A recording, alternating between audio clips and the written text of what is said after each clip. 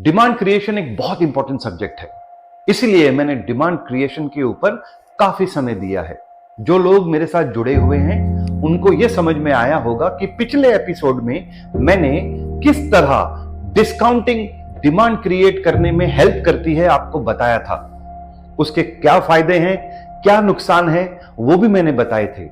उसको समझने के लिए आपको मेरा पिछला एपिसोड देखना पड़ेगा। लेकिन जो आज मेरे साथ इस एपिसोड में जुड़े हुए हैं, आज हम चर्चा करेंगे एक ऐसे स्ट्रैटेजी के ऊपर जिसका नाम है सैंपलिंग। और अगर हम सैंपलिंग बहुत अच्छी तरह करते हैं तो हमारा सक्सेस जो है वो तय है। मैं ये इसलिए कहता हूं क्योंकि सैंपलिंग जो है ना वो इंस्टेंट ग्रेटिफिकेशन देता है। स्पेसिफिकली जब हम एफएमसीजी प्रोडक्ट्स की बात करते हैं तो जहां पे प्रोडक्ट ट्राई हो जाता है वैसे ही वहां पे रिजल्ट आ जाता है। मतलब अगर एक कस्टमर ने एक प्रोडक्ट को ट्राई किया या किसी कॉस्मेटिक को वहां पे यूज किया और उसे वो पसंद आया, वो डिसीजन उसी वक्त लेता है, उसे हम कहते हैं सैंपलिंग। आइए हम डिस्कस करते हैं इसके बारे एक केस स्टडी के साथ। इस केस स्टडी को मैंने थोड़ा अलग रखा है ताकि आप लोग ये समझ पाए कि सैंपलिंग की इंपॉर्टेंस क्या है। तो एक कंपनी थी, उन्होंने बहुत इन्वेस्टमेंट किया अपनी फैसिलिटी के ऊपर। उन्होंने एक बहुत बढ़िया प्रोडक्ट बनाया और उसकी पैकेजिंग वर्ल्ड क्लास थी। तो अब उन्होंने ये सोचा कि अभी हमारा प्रोडक्ट रेडी है, अब हम इसको मार्केट में लॉन्च करेंगे। उन्होंने मार्केट में लॉन्च करने के समय एक बेहतरीन सेल्स टीम रखी और उस सेल्स टीम ने प्लेसमेंट बहुत अच्छा किया। पहले महीने उनका सेल 50 लाख था, दूसरे महीने उनका सेल 75 लाख हुआ, तीसरा महीने उनका सेल 1 करोड़ था। लेकिन जैसे चौथा महीना आया उनका सेल हुआ ही नहीं। 5वें महीने में भी वही हालात थे। 6ठे महीने में तो वो बहुत टेरिबल हो गया सिचुएशन। ऐसा इसलिए हुआ क्योंकि कंपनी ने इन्वेस्टमेंट जहां नहीं करना था वहां बहुत ज्यादा कर दिया और जहां पे करना था मतलब सैंपलिंग, उसके लिए उन्होंने बजट ही नहीं रखा। अगर आप लोग ये सोच रहे हैं कि सैंपलिंग एक सस्ती चीज है तो वो नहीं है। प्रोबेबली मैं ये कहूंगा कि बीटीएल एक्टिविटीज में सैंपलिंग एक ऐसा प्रोसेस है जो बहुत ही एक्सपेंसिव है, बट वो टारगेटेड होने के कारण रिजल्ट ओरिएंटेड है। तो आपने इस केस स्टडी में क्या सीखा? आपने ये सीखा कि जब भी कोई कंपनी फॉर्म होती है तो उसको अपना बजट एलोकेशन डिमांड क्रिएशन के लिए सबसे ज्यादा रखना पड़ता है। क्यों? क्योंकि वही है जो रिजल्ट देगा। अब ये सिर्फ एक कंपनी नहीं है, ऐसी कितनी कंपनियां लॉन्च हो जाती हैं जिनको कस्टमर का अत्ता पता नहीं है, जिनको डिमांड क्रिएशन का कोई टेक्निक ही नहीं पता। वो हमेशा यही सोचते रहते हैं, मैंने इतना अच्छी फैक्ट्री बनाई है, मैंने इतना अच्छा प्रोडक्ट बनाया है, मेरी सेल्स टीम इतनी अच्छी है, फिर भी मेरा प्रोडक्ट बिक क्यों नहीं रहा है? आपका प्रोडक्ट इसलिए बिक नहीं रहा है क्योंकि आपके चार्ट के अंदर एक चीज मिसिंग है और वो है कस्टमर। और जब तक आप कस्टमर को नहीं लाओगे तब तक आप प्रोडक्ट को बेचोगे कैसे? मेरा नाम विजय सोखी है और मैं पिछले कई सालों से बहुत कंपनियों को कंसल्ट करता हूं, एडवाइस करता हूं कि उन्हें अपना प्रोडक्ट को किस तरह लॉन्च करना चाहिए और डिमांड क्रिएशन उनके लिए कितना इंपॉर्टेंट है। आज मैं अपने नॉलेज को आपके साथ शेयर करते हुए सैंपलिंग के ऊपर बात करूंगा और आपको यह बताऊंगा कि सैंपलिंग किस तरह की जाती है और उसके क्या फायदे हैं। देखिए, सैंपलिंग 2 तरीके के होते हैं। एक को हम कहते हैं वेट सैंपलिंग, एक को हम कहते हैं ड्राई सैंपलिंग। वेट सैंपलिंग क्या होता है? वेट सैंपलिंग वो होता है जब आपके प्रोडक्ट को कोई प्रमोटर उस स्टोर में फाड़ के किसी कस्टमर को खिलाता है। जब वो कस्टमर को खिलाता है और उस कस्टमर को वो प्रोडक्ट पसंद हो जाता है तो वो वहीं पे उसी समय परचेज कर लेता है। तो इसको हम कहते हैं वेट सैंपलिंग। मतलब आप अपने प्रोडक्ट का लाइव डेमोन्स्ट्रेशन दे रहे हैं और आपको वहीं पे सेल मिल रहा है। ये आप कर सकते हैं उन आउटलेट्स में या उन जगहों में जहां पे आपको परमिशन मिलती है कि आप ऐसा कर सकते हो।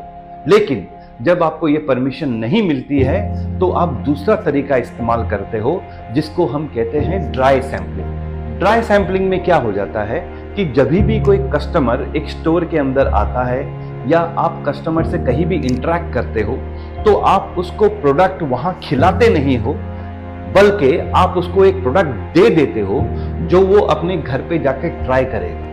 तो आपने क्या किया, आपने एक बहुत बड़े प्रॉब्लम का सलूशन निकाला यहाँ पे।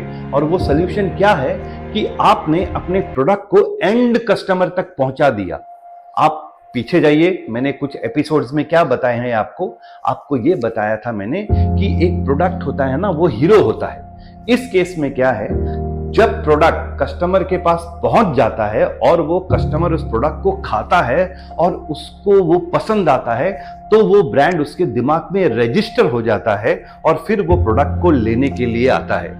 यहां क्या हुआ, यहां पे प्रोडक्ट जो है आपने कस्टमर तक पहुंचा दिया, तो आपका 50% ऑफ द काम वहीं पे भी खत्म हो गया। इस स्ट्रैटेजी को हम पुश स्ट्रैटेजी भी कहते हैं। क्यों कहते हैं हम पुश स्ट्रैटेजी? क्योंकि हम ब्रांड को पुश कर रहे हैं। कैसे पुश कर रहे हैं? सैंपलिंग खिला के या फिर सैंपलर दे के। तो इस तरह एक तरीका होता है जिस तरह हम डिमांड को क्रिएट कर सकते हैं, और ये तरीका जो है ये चूकता नहीं है। सैंपलिंग के टूल्स क्या होते हैं?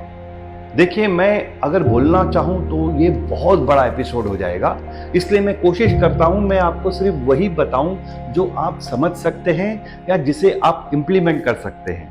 इसके सिवाय अगर आप मेरे से बहुत कुछ जानना चाहते हैं तो आप मेरे साथ संपर्क कर सकते हैं। डिस्क्रिप्शन में मेरे कॉन्टैक्ट डिटेल्स दिए हुए हैं। टूल्स क्या होते हैं सैंपलिंग के? देखिए, एक तरीका होता है जब आप सैंपल को एक ट्रे में रखो और स्टोर में जाके आप सैंपल ट्राई करवाओ। दूसरा तरीका क्या होता है, जब एक प्रोमो टेबल आप रखते हो तो आप प्रोमो टेबल के सामने कस्टमर आते हैं और कस्टमर को आप प्रोडक्ट देते हो। तो दोनों तरीका आप कर सकते हो। फर्क सिर्फ इतना है कि जब प्रमोटर ट्रे लेके चलती है तो ब्रांड की विजिबिलिटी कम होती है, लेकिन जब हम एक प्रोमो टेबल रखते हैं तो ब्रांड की विजिबिलिटी बहुत बढ़ जाती है। तो आपने दो काम किया। क्या काम किया? पहला, आपने प्रोडक्ट ट्राई भी करवा दिया और इस स्ट्रैटेजी के द्वारा आपने अपने ब्रांड को विजिबल भी कर दिया। तो ये तो हो गए टूल्स और ये हो गए उसके तरीके। लेकिन आपको एक और चीज ध्यान रखना है कि जब आप सैंपलिंग करते हो तो सैंपलिंग को कैसे करते हो। तो सैंपलिंग करने के समय आपको क्या ध्यान रखना है कि आप कौन सी जगह में सैंपलिंग करने वाले हो, आपको वो पहले बिल्कुल क्लियर हो जाना चाहिए। अगर आप एक ऐसे स्टोर में सैंपलिंग करोगे जहां पे फुटफॉल कम है तो आप शायद अपने लक्ष्य को अचीव नहीं कर सकते हो। दूसरा, कौन से दिन में करोगे आप? क्या आपने वीकडेज में सैंपलिंग करनी है या आपने वीकेंड्स में सैंपलिंग करनी है? आपको ये तय करना है। फिर समय, कौन से टाइम में आप करना चाहते हो? दोपहर के टाइम पे, शाम के टाइम पे, 8 घंटे के लिए, 4 घंटे के लिए, ये सब स्ट्रैटेजिक डिसीजंस है। उसके बाद कैसे करना चाहते हैं, मतलब प्रेजेंटेशन कैसे होगा आपका? क्योंकि अगर आप सैंपलिंग सिर्फ सैंपलिंग करने के लिए कर दोगे तो ब्रांड की एक इमेज नहीं बनेगी। जो प्रमोटर है, जो प्रमोटेबल है, जो सैंपलर है, ये सब एक ब्रांड का इमेज क्रिएट करते हैं। तो आपको उसका भी ध्यान रखना है। और लास्ट में हाउ मच, मतलब कितने देर तक आप सैंपलिंग करोगे? 1 महीना, 2 महीना, 3 महीना, 1 साल? तो एक टाइमलाइन आपके पास होना बहुत जरूरी है। जैसा कि मैंने आपको पहले कहा है, ये बहुत एक्सपेंसिव काम है, तो इसलिए आपको स्ट्रैटेजिकली बिल्कुल सही होना पड़ेगा।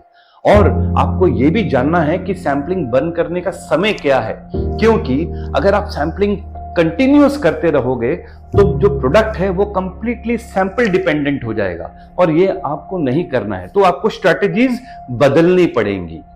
कॉशन मैंने लिखा हुआ है, मतलब आपको किस बात से सावधानी रखनी है। देखिए, क्या हो जाता है, बहुत टाइम जो प्रमोटर्स होती हैं, जो सेल्स टीम होते हैं, वो ना प्रोडक्ट को बहुत ज्यादा पुश करते हैं, जिसकी वजह से कस्टमर इरिटेट हो जाता है। तो आप जब भी किसी भी प्रोसेस को डेवलप करेंगे किसी भी क्लाइंट्स के लिए, जो कि हमने काफी क्लाइंट्स के लिए किया है, हम उनको एक चीज जरूर बताते हैं, किसी भी कीमत पे कभी भी किसी कस्टमर को इरिटेट मत करिए। क्यों? क्योंकि अगर वो इरिटेट हो जाएगा तो ब्रांड के प्रति वो एक रॉन्ग इंप्रेशन रखेगा और वो दूसरों को भी जाके बताएगा। इसलिए आपको बहुत केयरफुल रहना पड़ता है इसमें। तो ये था सैंपलिंग, और मैं आप लोगों को चाहूंगा कि आप जब भी अपने प्रोडक्ट को लॉन्च करते हैं तो आप सैम्पलिंग को बहुत इंपॉर्टेंस दीजिए। ये एक तरीका और हो गया डिस्काउंटिंग के सिवा जिस तरह आप डिमांड क्रिएट कर सकते हैं। सैम्पलिंग एक प्रूवन टेक्नोलॉजी है। सैम्पलिंग अगर अच्छी तरह होता है तो सिर्फ सेल ही नहीं होता, ब्रांड की इमेज भी बढ़ती है। मैं तो आपको यह भी एडवाइस करूंगा कि आप सैम्पलिंग को सैम्पलिंग के हिसाब से लीजिए। आप ये मत देखिए कि सैंपल के साथ सेल कितना हो रहा है। मैं ये नहीं कहूंगा आप इसको कंप्लीटली इग्नोर कर दो। आपके लिए ये जरूरी है कि कितने लोगों ने सैंपल को ट्राई किया। प्रमोटर को आप ये टारगेट मत दो कि कितना बिका, आप उनको ये टारगेट दो कि कितना उन्होंने सैंपल किया। अगर आप ऐसा करोगे तो एकदम निश्चित है कि आपका ब्रांड जरूर बनेगा। क्यों? क्योंकि स्ट्रैटेजी सही है। क्यों? क्योंकि कस्टमर तक प्रोडक्ट पहुंच रहा है और आपको सक्सेसफुल होने के लिए कोई रोक नहीं सकता। तो इतना ही था आज के लिए और मैं आशा करता हूं कि आप लोग मेरे इस सीरीज को यूं ही सराहते रहेंगे। इंतजार कीजिए, डिमांड क्रिएशन के ऊपर मैं और बात करूंगा। तब तक के लिए थोड़ा इंतजार। Thank you very much. Have a good day.